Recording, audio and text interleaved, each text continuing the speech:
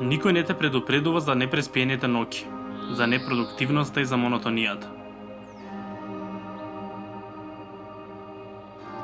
Додека растеш, никој не ти кажува дека еден ден ќе се најдеш во твојата соба со лузни кои крварат по пород. Никој не ти кажува за фаталната привлечност кон се што е нездраво, нешто што упорно и упорно го прифаќаш. Никој не те предупредува за вистинските опасности во светот, осаменоста и болката, и сите начини на кои можеш да се справиш со нив. Ти викаат да не пушиш и да не пиеш, но забораваат да те научат да се сакаш себе си. Забораваат да те научат како да се справиш со болка и отфрлување. Ти викаат да простуваш, но не те учат како. Ти викаат да сакаш, а не те предупредуваат за последиците од неуспешната љубов. Те предупредуваат за скршено срце од партнер, но никогаш за оние од семејството и пријателите. Ти викаат да сонуваш, а ти ги стечат крилјата уште пред да полеташ. Ти читаат бајки, а им фали имагинација.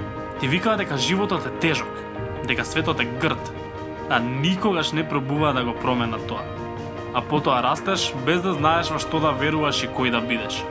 Срцето ти е се уште младо, но повредено, а духот копне, ама е неспремен. Имаш тело со премногу белези, очи со премногу лузни. Надежта ја негуваш како светот цвеќе, но сите негови ливчиња паѓаат секој пат кога светот те разочарува. И наместо да ги оставиш, ти ќе ги залепиш пак ливчињата и ќе продолжиш. И еве си, целиот закрпен како старо памучно платно или раѓосани делови од автомобил. Едва и преживуваш и се замислуваш каков би можел да биде животот.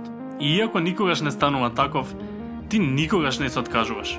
И јас би кажал дека тоа е тоа што те прави силен, што те прави убав, што те прави свој. Луѓето никогаш не научат на овие работи додека растеме, бидејќи и тие носат своји цвеќиња, а не сакаат ти да пораснеш без надеж. Затоа што ако ги знаеше сите овие работи кога беше премногу млад, тогаш немаше да стигнеш волку далеко.